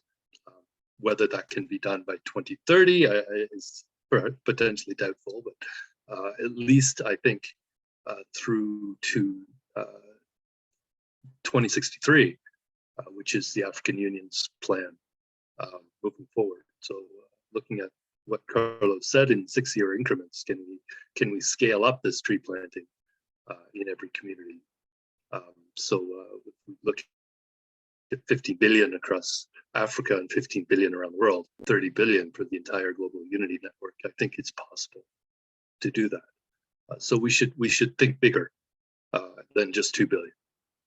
That's what I just want to sort of emphasize, is that 2 billion is actually a small number for Africa.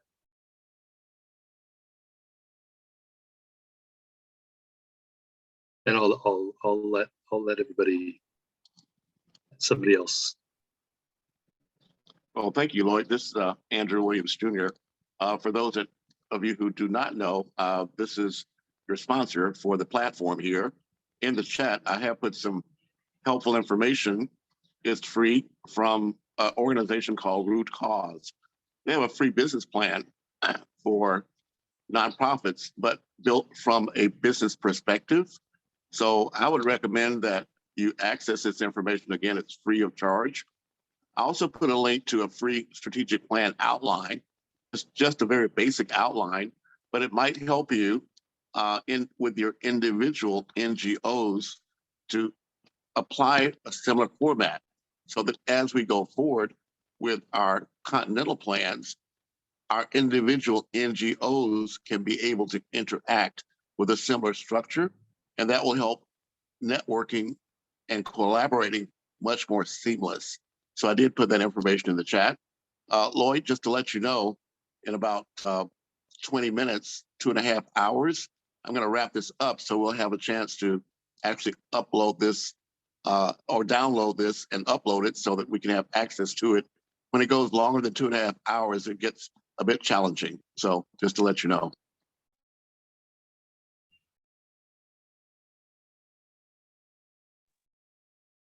Yeah, unfortunately, our chair, Carlos, is not back yet.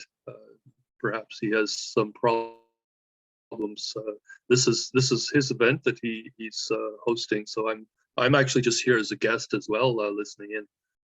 So I'm not sure if potentially our vice Continental president Thank you. take over. Thank you. Thank you. Oh, So there's Carlos. Okay, I didn't see you. So you did log back in. Yes, Lord. Yes. Thank you so much. Yes. I want to appreciate. Yeah, thank you. I'm sorry, really. You know, Africa, the network system, and sometimes it's slumber.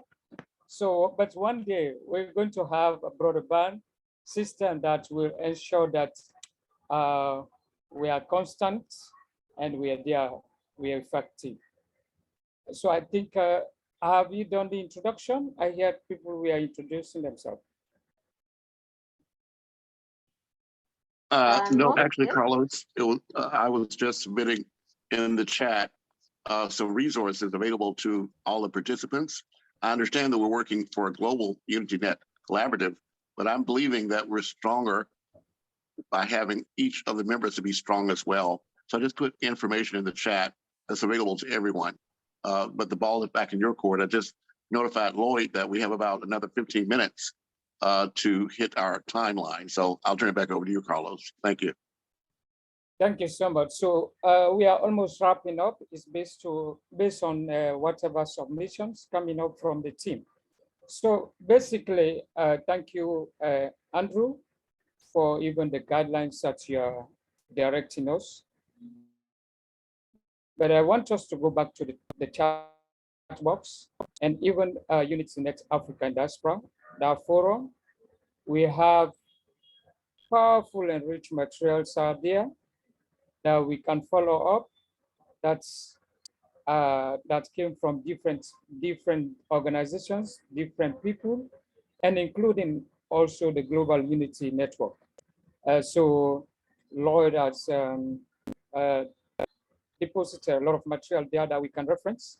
And so it's very, very important. So as we are developing our different plans, they will help us to have a clear focus as to what we're supposed to concentrate and ensure that we apply.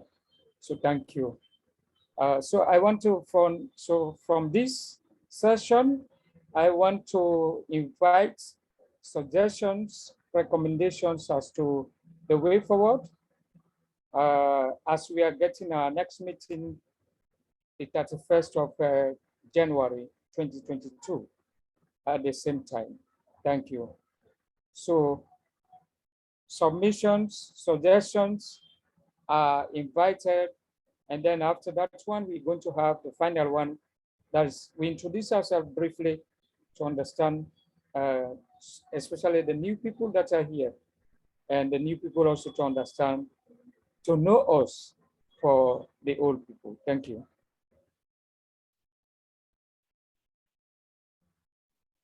I'd like to just mention one more time before we finalize and wrap this up is one of the things that you mentioned, this Abraham project.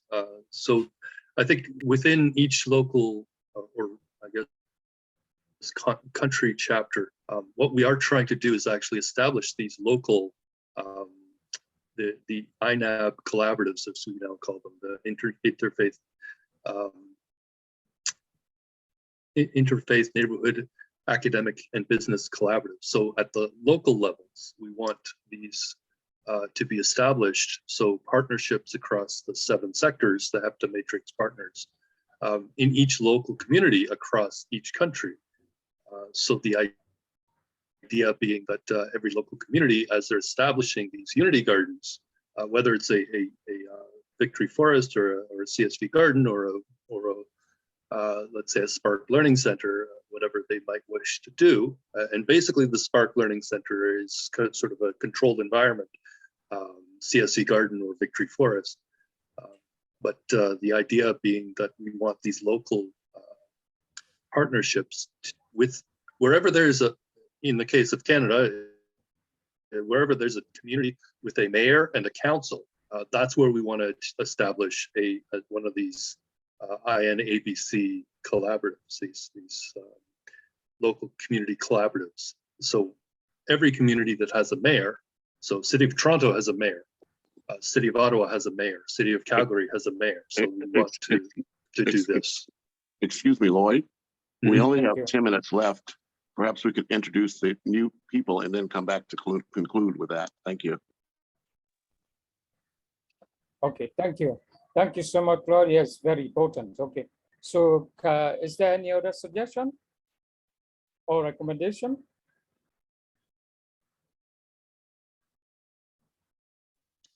Perhaps, Otherwise, as Andrew said, if there are new people on the call, they could introduce themselves. Exactly. So I hand that over to Jane. Jane, are you there? Can you facilitate the introduction? Yes, I can, sir. I'm right Yeah, here. go ahead. Yeah, thank you. Okay. Let me first of all identify the new persons. We have Juliet Miyambo. Juliet Miyambo from Soweto Council. Kindly introduce yourself to us, madam. Hi, good evening and good morning to everyone. I didn't think I was new because I was here last week, but I had not introduced myself. I'm Juliet. I'm from Johannesburg, South Africa. I was initially invited by Heather on this group. I also participate on the Global Unity Network. I run organizations that focus on women, children, and the elderly, and we do a lot of youth development programs. We'll also be finding ways at an NGO level and community level to implement programs such as the tree planting and other programs of the Global Unity Network. And I'm going to be engaging more with the South African chapter on the strategic plans so that I also align myself to what the South African chapter has done. That's me. Thank you. Thank you, Jen. Thank you Can I very say much. something? Jen, sorry, can I say Yes, something? please, you may, sir. Yeah, Yes, so you may, we sir. only have 1 minute for introduction. You introduce your name and the country, the chapter, and your title also, please. Okay, we can go to Heinrich van der Merwe. Is it van der Merwe? Mr. Heinrich? Heinrich. Kindly go ahead, sir, and introduce yourself. Good evening, Heinrich van der Merwe from the South African chapter. I'm in agricultural engineering and I'm supporting the South African chapter with the development of our strategic plan. Thank you. Thank you very much. We have one Seleman Dandy. Are you there, sir? Yeah, thank you very much. I'm Selemani Dandi from Singida, central part of Tanzania. I have introduced by Mr. Philbert Kato, and I'm a new member here. I'm from UnityNet Africa, Tanzanian chapter. Thank you. Thank you very much. I think, Mr. President, we have exhausted all the visitors, or rather all the guests that we had today. You can go right ahead, sir. Yeah, today we had 2 representatives from Nigeria. Are they gone? Yes, they are gone. I cannot see either of them. Okay, so we're grateful to Andrew. Andrew brought two representatives from Nigeria today. I saw them the initial part of the session, and but they are away. Next time we're going to have them. So please don't forget, the chat box. You can drop your details there so we can follow up from there. And so, is there any other team? Just 1 minute. Somebody want to say? Yeah. Yeah. I'm Lloyd. seeing as well, Wanis Karari. It's a name I don't recognize. Somebody from Benin. Onesimus Karari. Mr. Onesimus, kindly introduce yourself.